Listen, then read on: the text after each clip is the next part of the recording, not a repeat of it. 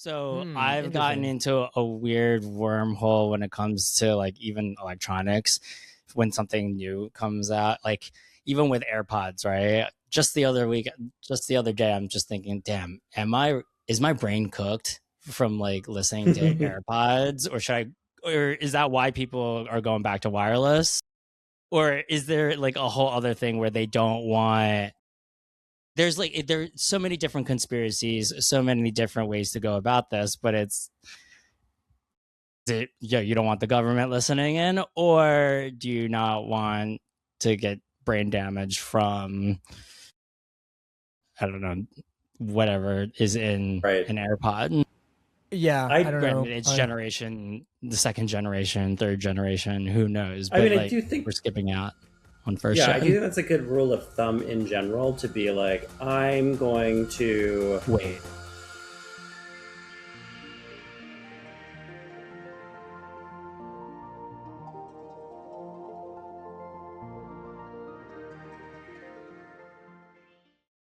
And we're back with another hip replacement. Kyle, this is number 64.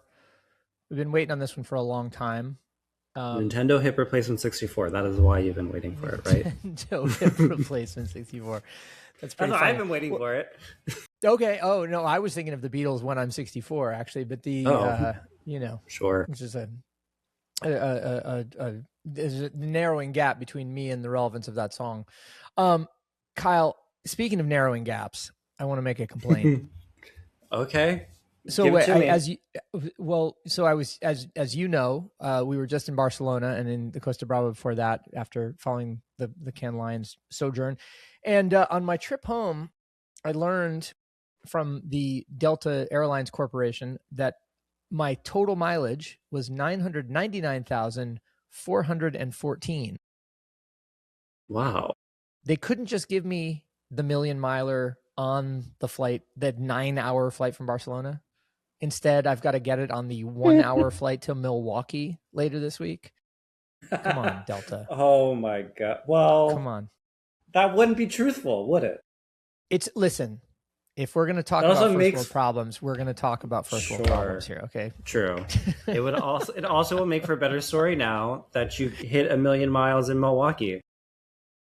Fair enough. Yeah, you are. I am a fan of alliteration, after all. Well, I mean, speaking of that, right? We have yes. an alliterative guest on our fair program today, do we not? Yes, you're correct. Yes, we do. We are joined by friend of the pod, friend of ours, Rashad Rastam, who is the host of the podcast Wear Many Hats, and along with the person behind the ad studio, Desar. Welcome, Rashad. Happy to have you. How's it going? Good to see you. Thank you. Thank you for having me. You know, when we were together on Wear Many Hats, because I know Kyle's been on solo since then, I think we were all wearing hats. And today, those who are listening, none of us are wearing hats. So truly, it's a sea change. Good memory. If you had a shaved head, we would all have shaved heads. But no. There's still time in the episode. I've got... I don't think my barber, I found a barber finally, and I don't think she would let me do that. I think she was very concerned about the haircut I got. She was like, "Are you sure you want to do that? Have you talked to your loved ones? Is this a snap judgment? Is this why? This isn't like that dramatic from like why? That's just no. I mean, look, she's a very conscientious young woman, and she was my hair has been growing out for a long time, and she was like, it's going to take like 6 months for it to get back the way that it is. And I was like, I know, I won't. That's okay. And she's like, did you make this decision on the way over here? And I said, no, I did not. And she said, okay. Have you talked to the people that are important to you in your life? These are all literal questions she asked me before she agreed to cut my hair. Wow, high consent haircutting. It was wild. Good. Anyway, thank you. All right, Rashad. Well, anyway, here on hair replacement, we talk about generation. You're quick with it. I'm such a dad. It hurts. We talk about these, intergenerational issues, and there is no issue more intergenerational right now, I don't think, than Taylor Swift's wedding. Oh my God. Wouldn't you say? Where to begin? I mean, one of the issues is intergenerational among many.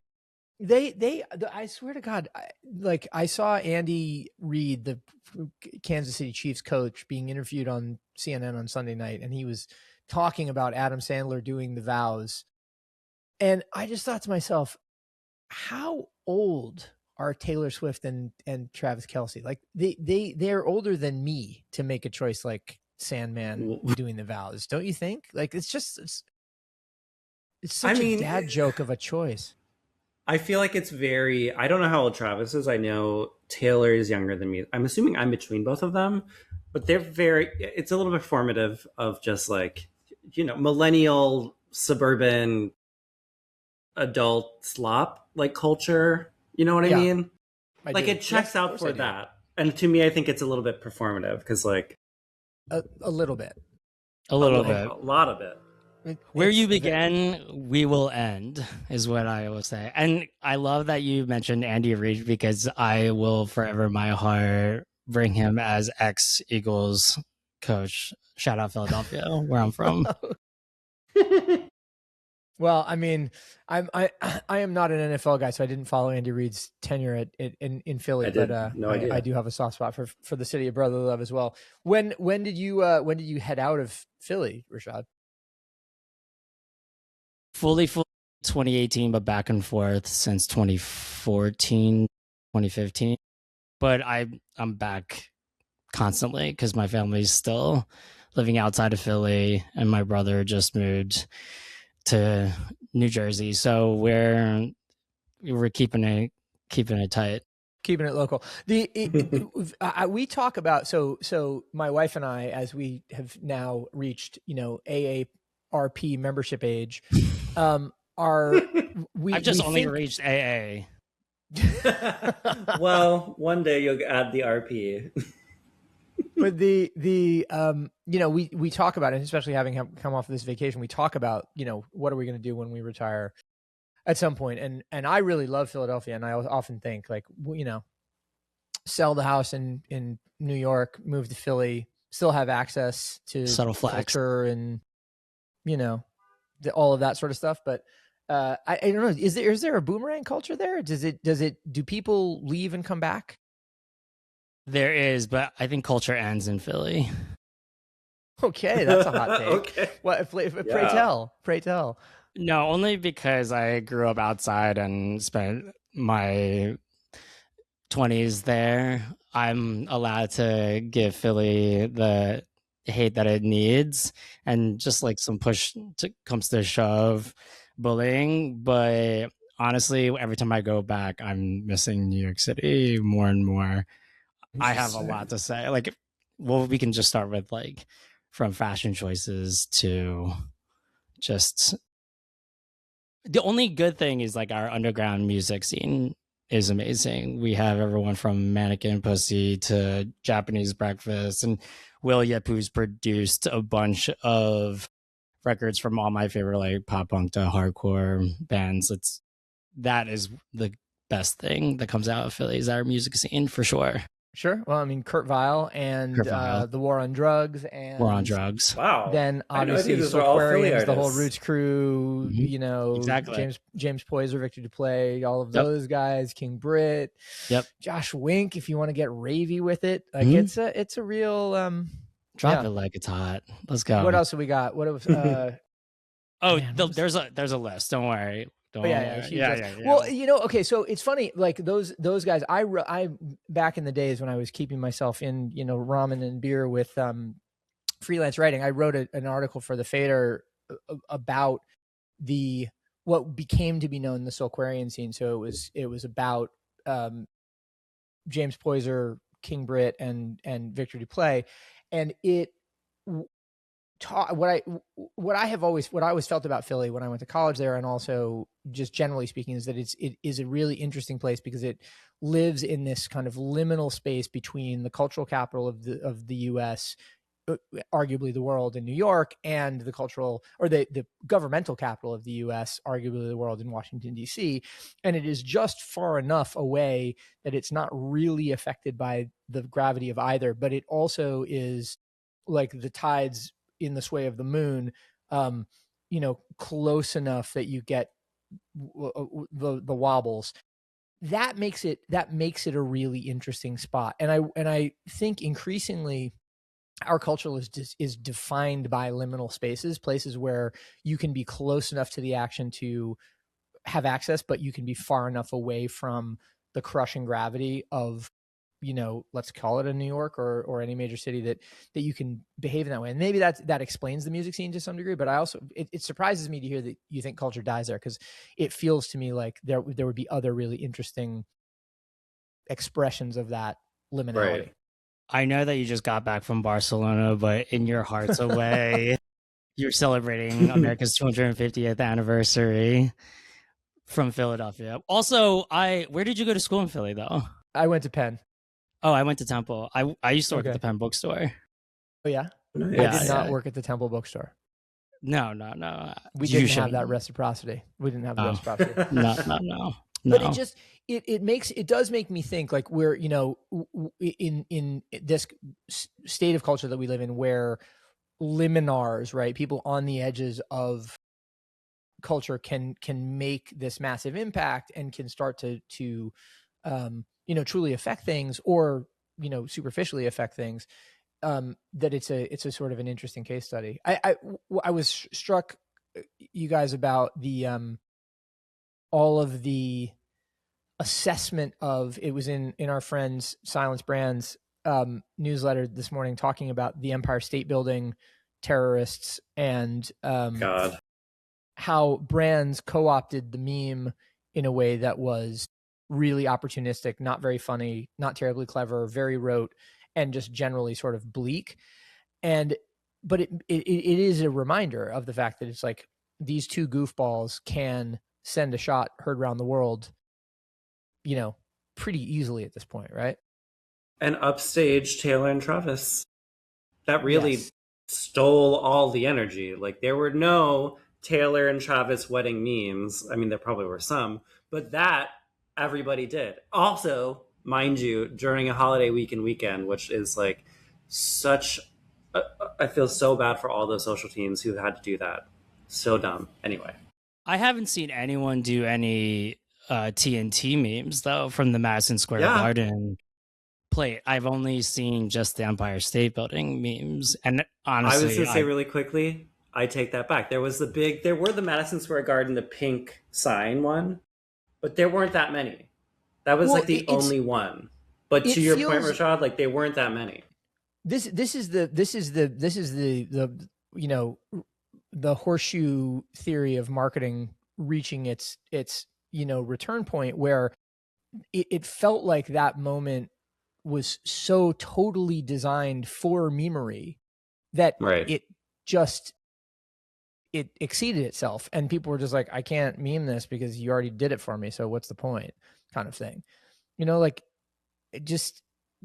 It was so extra in every possible way that there was just nothing more to be said about it.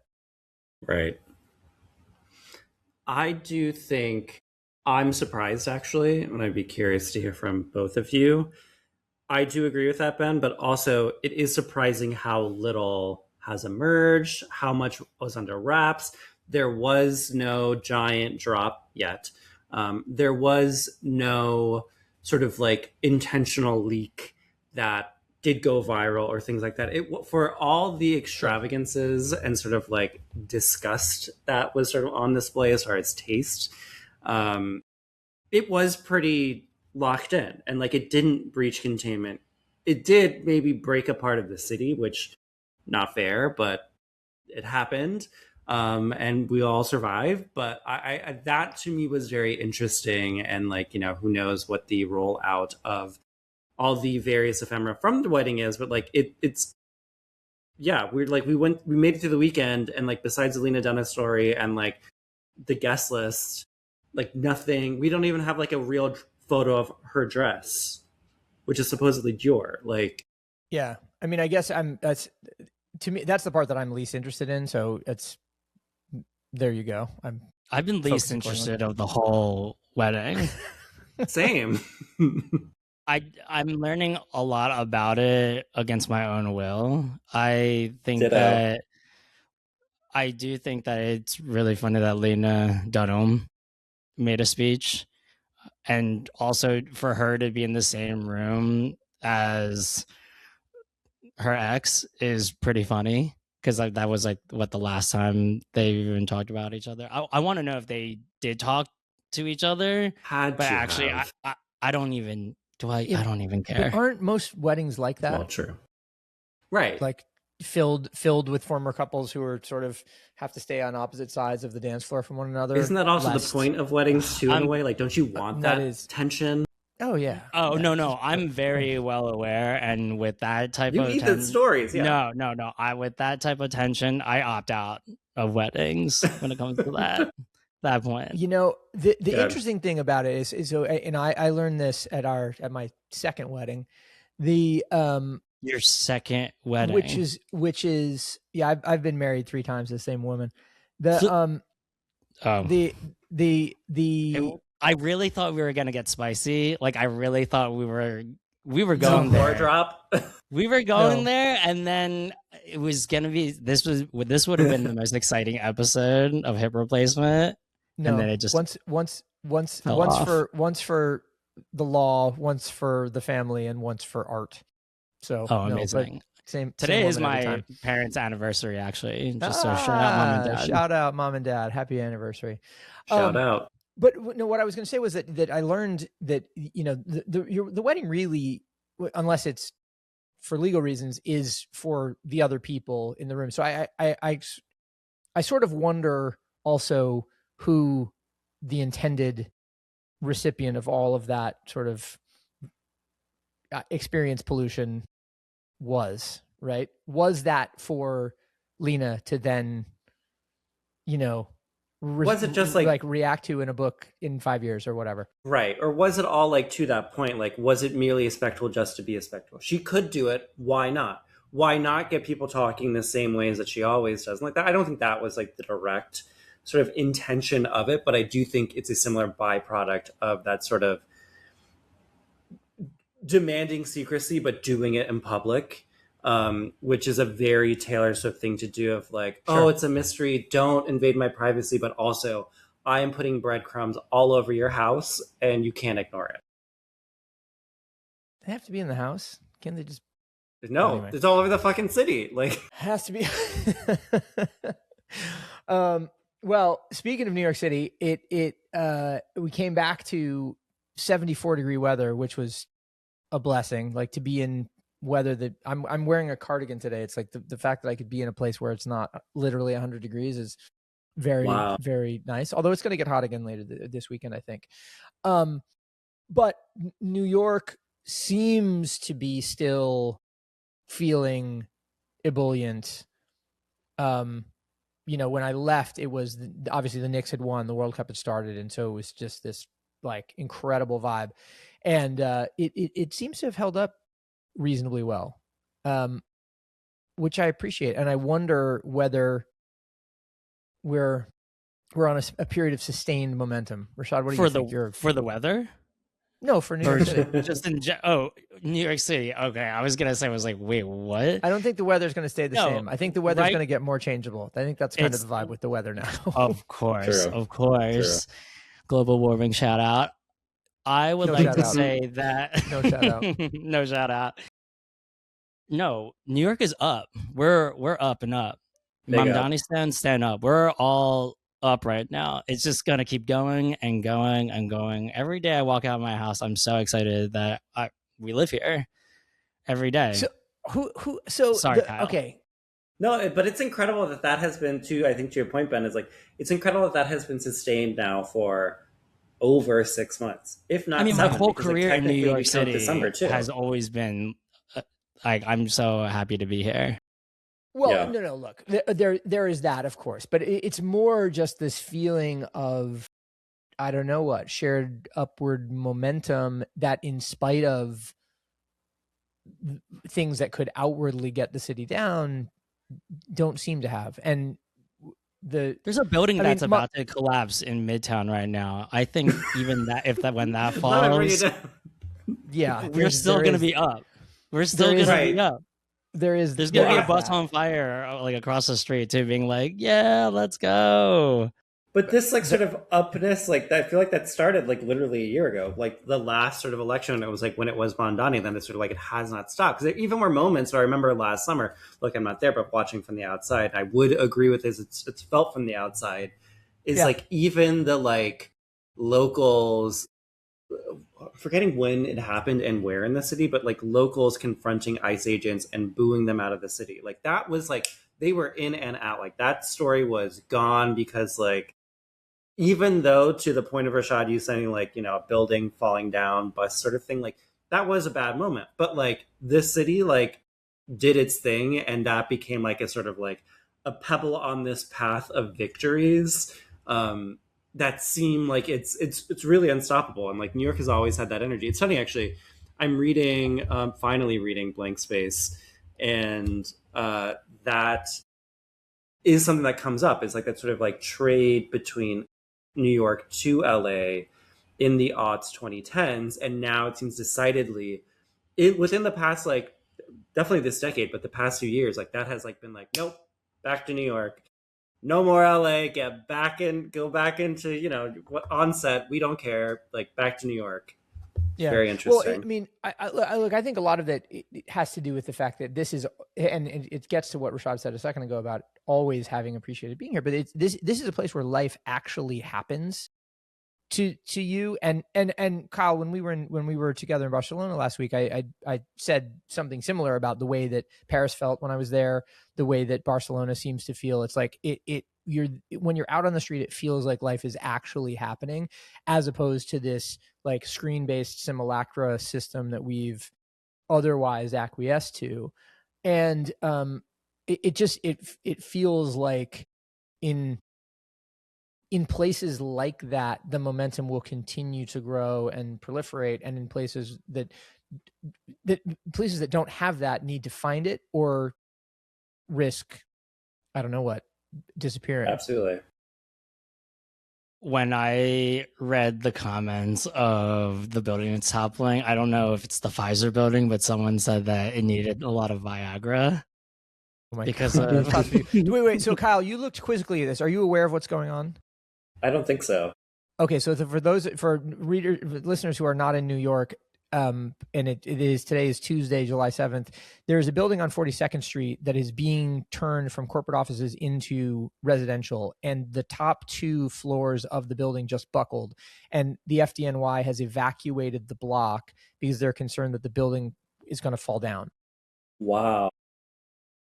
And so, yeah, that's what Rashad is referring to, and he's probably not wrong that there is probably a crowd gathering there, you know, cheering the building on for good or for worse, but in any case. But yeah, it's literally what's happening.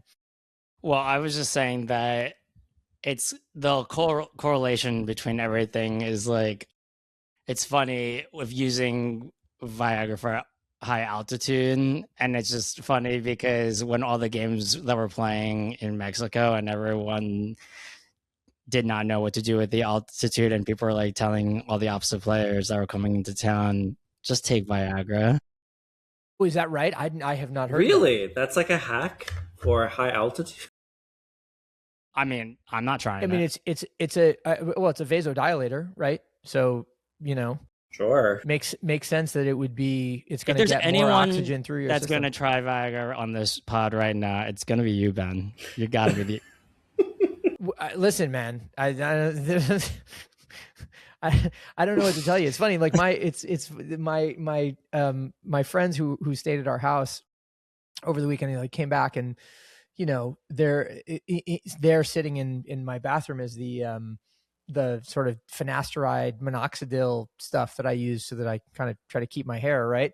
And I was thinking, I was just like, you know, I don't know that 10 years ago or longer, I would have wanted, you know, these like smart young women whose opinions I care about to know that I'm taking that stuff.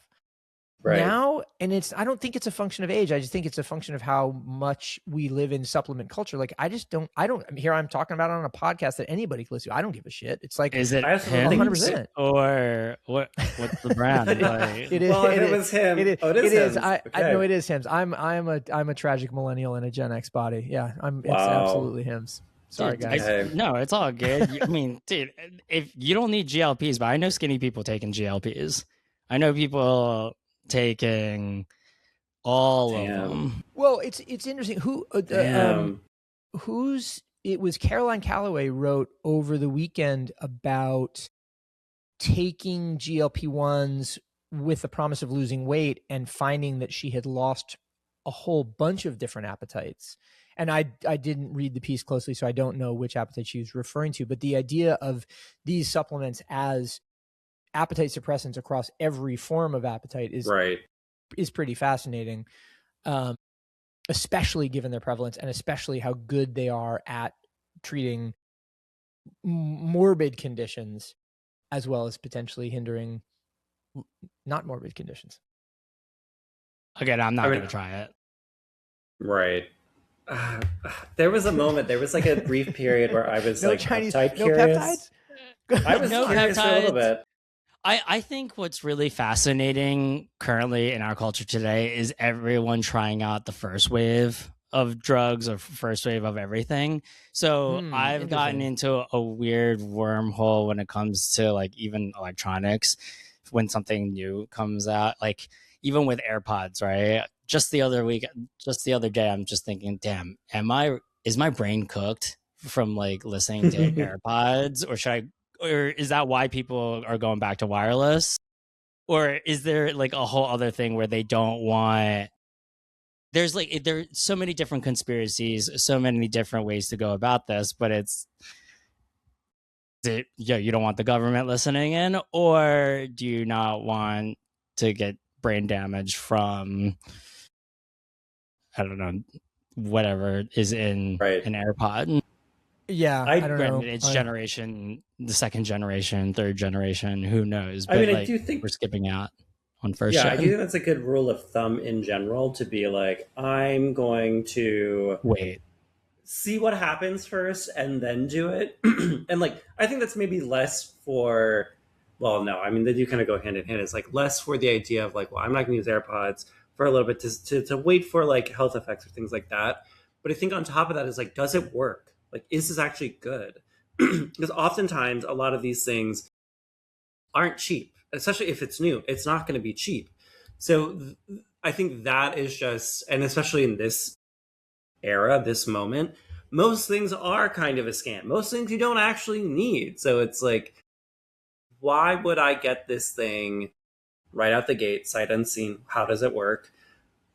And number two, like I want to sort of see what's happening with the number two is like, I would love to have a sort of personal evangelizer, like someone who I know and who I've seen be like, and you know, this is very common. That's why like things like Shop My are booming now, is like someone who I know being like, yeah, like I actually like, I've had this for 6 months and I love it. That's why people love the wire cutter. That's gone out of control, obviously, but like I do think that personal experience as a sort of like sale thing, I think that's huge. I think that's why there's so many, you know, Gen Z related platforms of recommendations and getting recommendations from your friends. Like that's what it's getting at. Let me find out that Kyle shops on Shop My. Like, who are drop your favorite influencers and creators that you are looking at. I don't. Well, creators I'm looking at is different. You're like Sam Smith. Know. Like Sam Smith. I do watch Sam Smith launched a mukbang channel on TikTok. Way. It's quite good. Or not mukbang. No. It's more like he goes to different restaurants. No, it's not mukbang. But like people were like, oh, you should drop a mukbang channel. But it's more like a tourism/food review channel. He'll go to his favorite restaurants wherever he is, and he'll make these really cute videos. They'll make these really cute videos. It's quite good. Sam Smith as the new Anthony Bourdain sounds wild. I think I literally put that in the trend report. I was like, I would watch an Anthony Bourdain style show hosted by Sam Smith. That's me. June is over. June is over, Kyle. I don't No understand. more. No, I would. Do we need a new Bourdain? Is there already one? I don't know. Wait, I mean, this is the thing. It's like there's so many. There's parts unknown for everything now. It's like that, Totally. Keep the meter running is parts unknown for cab drivers. Like, right.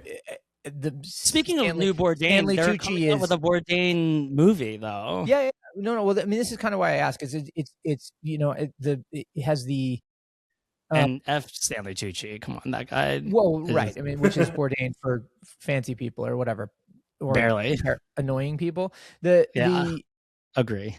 It's the it has the example outlived its usefulness, because certainly Parts Unknown. I don't think you're going to find too many people who don't like Parts Unknown, but by the same token, I think you find plenty of people who can find faults with it, or alternately can just like it precedes a set of dominoes falling that is kind of never ending in our immersionist documentary culture of exploring authenticity, etc. How many things are like unknown anymore? Like that's something I think about a lot, is like in the sort of panoptic metaglasses state, like you could literally see into anything that you want to anywhere. And like I know I wrote about this a week or two ago, is like people going to Uzbekistan on vacation. Like that's a really good example of that. Is like everywhere funny. Is sort of trending in those sort of ways. But also even, bring back to the World Cup is, what was it? Finland, Norway?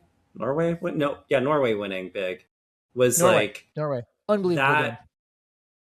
Did not watch. I've seen the memes everywhere, but like that has also drawn this like attraction, like Norway. What is happening here? Why does this guy look like that? Like, what is happening? Who are these people? Like, that is, I've seen so many interesting takes of like, what is that? The Viking looks like that. Like, he's so weird looking. He's so ugly. He's so beautiful. I can't stop looking at him. Like, this is a very funny, like, it's fascinating, but like Erling, it is Erling Haaland's year. Oh, for sure. Erling! I'll do anything Erling does. He's hilarious. 25 years old. Yeah, like he just eats crazy, and then he looks in the mirror and freaks out because that's what he looks like. He thinks he's like he makes like these crazy Snapchats that he's like hanging out with Shrek. He's just funny. Yeah, he's a funny guy. Also, Ben, to answer your Parts Unknown thing, what is unknown? It's to those that aren't on social media. Right. Yeah, I suppose. But they're gonna that's gonna be a cachet. I've heard it speculated that Erling Haaland is a Garthan, which is apparently some sort of. This is series producer Campbell told me about this, but there's a lore about a lost world under the crust of the earth, and the people that live there are Garthans, and they look like Erling Haaland. He should be casted in House of Dragons. Yes, he probably will. I don't disagree with that at all. I don't agree.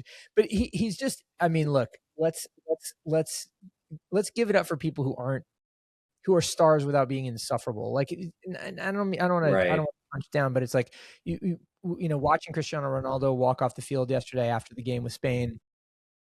Clearly distraught, and fair enough, right? Like it's sad to see a career come to an end that way at all. But he's so insufferable the rest of the time that you're just like, okay, this is fine. I don't need this. Whereas Haaland is just like, he's just sort of fun, and he's not a sort of a condescending sort of fun like Mbappe is. No. Mbappe is a kind of a condescending fun. Like he's really fun to watch, but you kind of get the sense that he's a dick all the time, not just on the field. Right.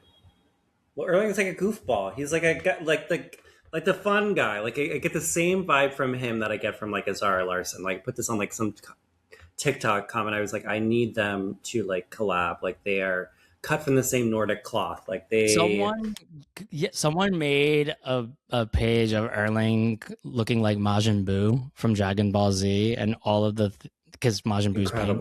Yeah, all the faces that he does, amazing. What's the Danish film? I know he's obviously Norwegian and Denmark. Norway and Denmark are not the same thing. Oh, okay. So Another Round. I was just sort of imagining him being, growing up after a soccer career into being one of the teachers in another round as well. That would be kind of cool. Just a few small beers. Yeah. Speaking of films, by the way, I'm hearing a lot of good chatter about The Invite. Could this be another of Seth Rogen's redemptive acts? The studio was great. The studio was great. The studio was great. But when he was in Aziz Ansari's new film, he was okay. So let's see. I mean, I just found out that Rashida Jones was a part of it, I believe. Okay. And then is that positive or negative? Positive. 1000% positive. But who is the opposite of Seth Rogen in The Invite? Just got Olivia Wilde. Olivia Wilde. Yeah. Sorry, I think the opposite of his character. Yeah, Olivia Wilde. No, not to get confused by Oscar Wilde. Olivia Wilde. Maybe this might be her redemption act after. Definitely that. For sure. Harrison Styles fling. So I'm gonna watch it. I'm gonna watch it. You wouldn't give that to Friends and Neighbors? No, absolutely not. Or wait, was that Olivia Wilde or was Olivia Munn? That was Olivia Munn. Sorry, I made a mistake. That's Olivia Munn. And Friends and Neighbors. Shout out to my friends that worked on that show. That's a great show. Because John Hamm also that's a show. The best. And memes came out of that show too. Just the other day, I was at the club at Public Records at the club, and when I was seeing this legendary radio host and producer, I was like dancing to myself, and I also did the John Hamm meme too. Close your eyes. Who's what? Sorry, no, I want to know more about this legendary radio host and producer. Who's that? Giles Peterson. Giles Peterson. How about that? Yeah. I product managed the first Giles Peterson compilation record released in America. It's called The Incredible Sound of Giles Peterson in 2001 or so. Co-released with Giant Step. Shout out Morris Bernstein. Friend of the pod. Wow, look at you, Ben. You wear many hats. That's where... Or to be honest with you, I really hate it when guests on my show say that. It's like my least favorite thing. Well, this is why we invited you on here, so you could come and say it to us. Thank you. Yeah, now you can say it. How was Giles? Was he sufficiently esoteric? He was great. He also he invited the drummer from Ezra Collective to come spin some records as well. That was amazing. From top to bottom, the whole show was great session, and at Public Records, so it was very intimate. Speaking of intergenerational exchange, I mean, Giles has got to be 60, maybe not quite 60, but he's got to be close. And it is so interesting to see somebody like that, whose record, like I said, I worked on in 1999 or 2000, and who is now still 27 years later going with equal sort of verve and impact and passion for the whole thing.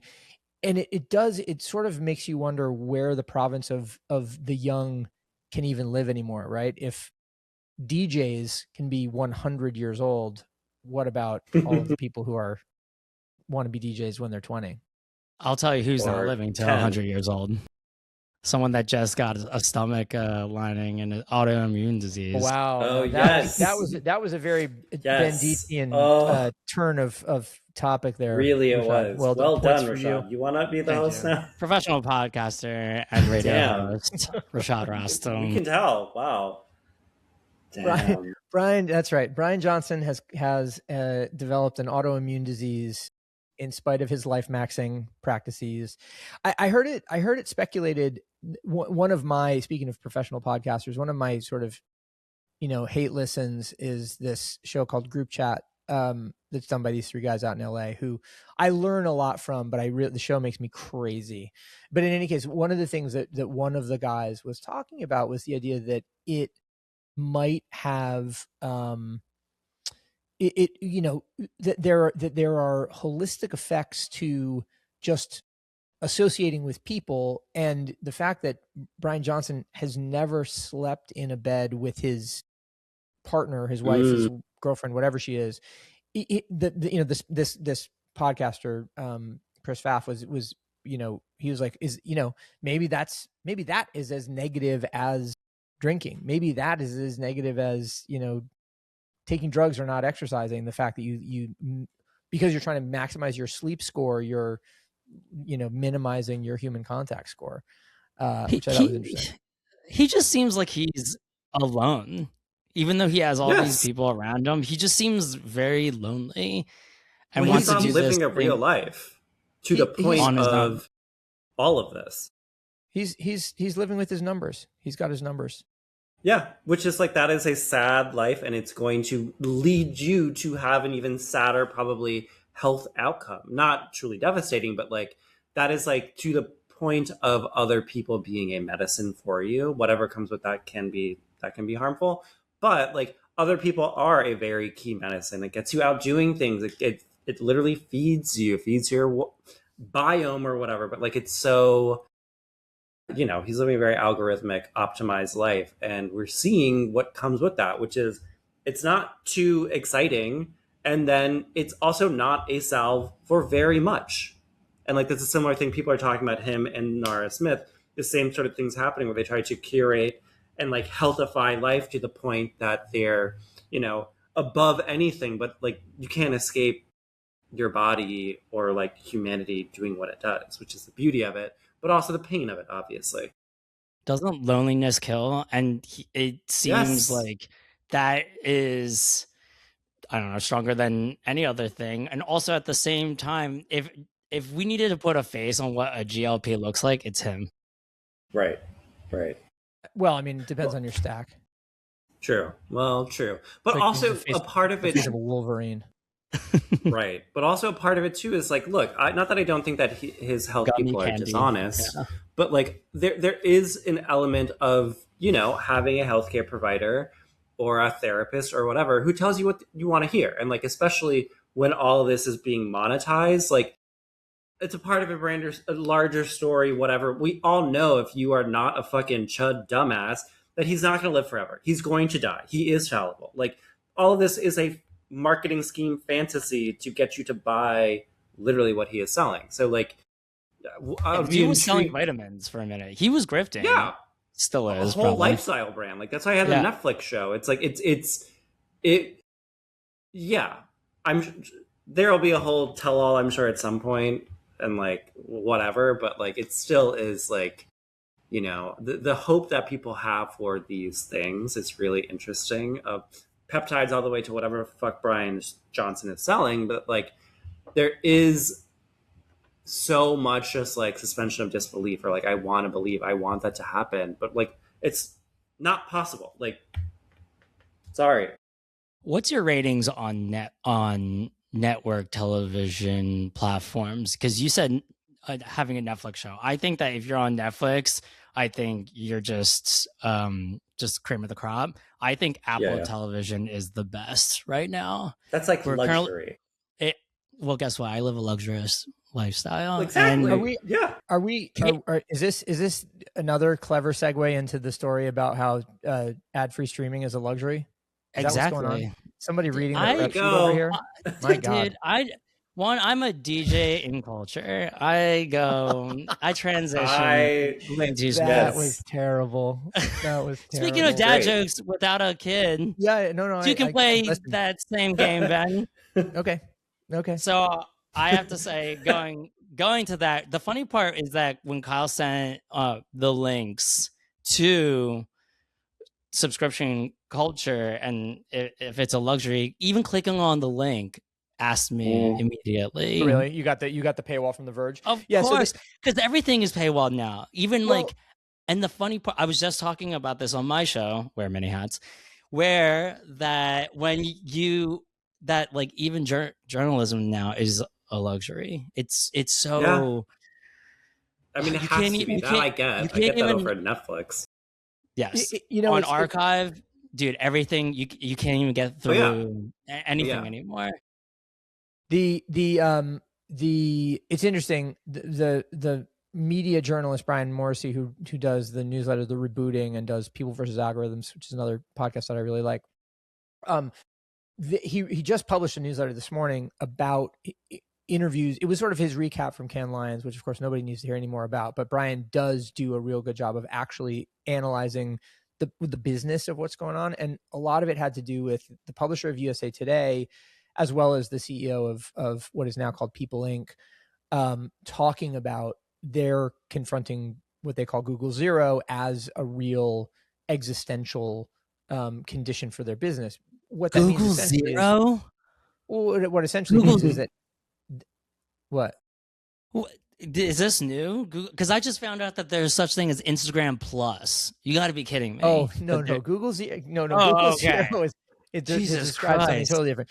Google Zero is the condition where a media publisher is receiving none of its traffic from Google, because the supposition is that all of the traffic gets stopped at the search layer because AI is answering the question, not providing you links to learn more about the question that you're asking.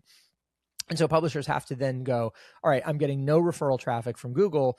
How do I fill my advertising inventory? How do I monetize my content creation, so on and so forth? And this is a major existential problem for publishers. Why people are tampering with Reddit right now.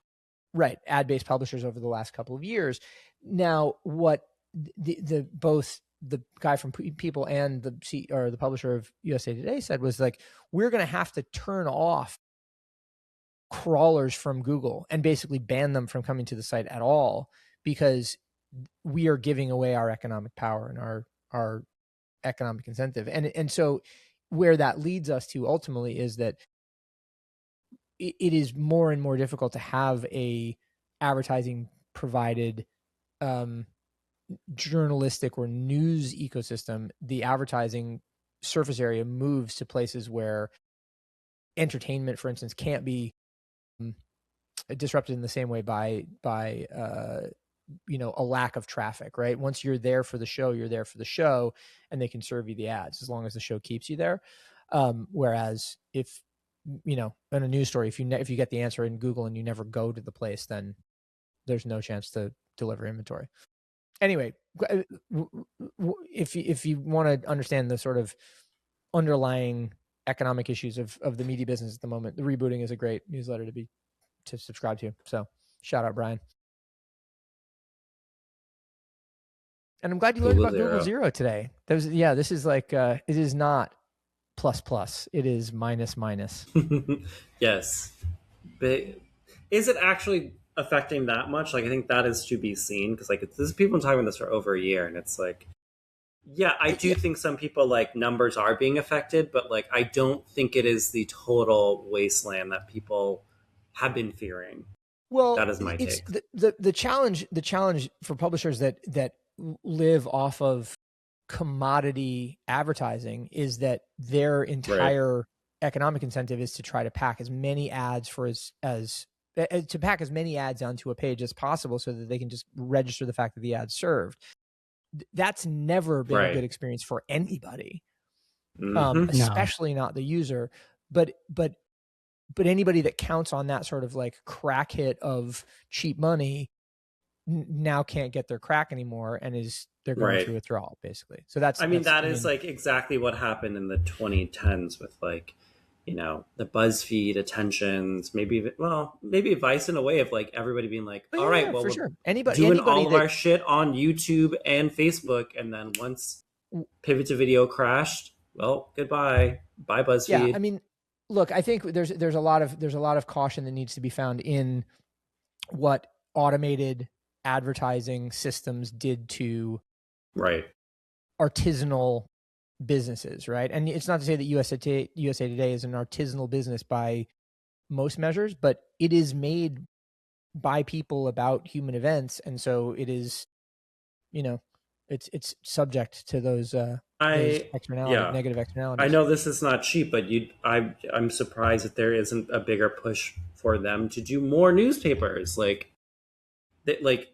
that is a way to like literally get that stuff into people's hands and have real ads. Like you have that versus say, you know, I mean, people does too technically, but like, I don't know. Maybe the way forward is the way back. Look, I mean, but it's a corollary to the thing we talked about with New York earlier, which is that the places where real life, the places and the surfaces through which real life happens, where real corporeal exchange is you know, experienced, are the places that are going to be valuable in this next cycle of culture. And like, I came home to a new, and for those who are not watching, I'm holding up the new issue of Byline, the, you know, downtown New York publication that Goots left me at the house. And it's like, this is a really cool little book that you can't experience any other way. And I'm very stoked to have it, and I'm going to hang on to it. And it's going to be, you know, a thing that I refer back to. And that's where ultimately value gets created. Now, explaining that to the advertising public about how, you know, their value is long tail is going to be difficult, but it nonetheless is an argument that's going to have to be made. I would rather see people, this is such a crazy thing to say, I would rather see people like holding books and magazines out, like walking like zombies on the sidewalk or on the subway than be on their phones. Everywhere I look now, everyone's either holding their phones, they're even clutching it like their pearls, like holding it like down. We need stuff that's going on in Barcelona and Europe right now, where people are like robbing people's phones like right off the street. And I gotta tell you, nobody. I was there for 48 hours, and not a one person robbed my phone. Good. Fake news. But you're also a city person. Cookie. Fake news. I say no to cookies. I reject all cookies. Another. Shout out, that's why you don't need websites. Shout out GDPR. Maybe at this rate, GDPR. I won't have kids. GDPR. All right. Well, listen, Rashad, we have reached the end of this conversation, which has been really fun. You're good at podcasting. You should do this more often. Yeah. Well, we did reach a milestone of over 400 episodes. Wow. Damn. That is very Congrats. cool. That is congratulations. Big. Appreciate that. Thank you. That's true longevity. Well, okay. So speaking of your pod with 400 episodes, where do the kids find you when they're not appearing here on Hip Replacement? You can find all our episodes on all platforms at wearmanyhats.com. You can follow us on all social media platforms at wearmanyhats. There you have it. All right. Cool. Beautiful. Well, thank you, Rashad, Rastam, for being here with us and for just being a true professional. That's real. A pro. You're a blueprint. I'm so glad we didn't have to talk about Madonna, because I literally was speedrunning Madonna's new record. And my God. All I have to say is that only thing that I got out of it is how much I appreciate Lola Leon. Her daughter. Fair. That's it. The thing that I will say really quickly, because I know we are wrapping, is Two People Live in New York. You have to listen to it. It's such a New York album.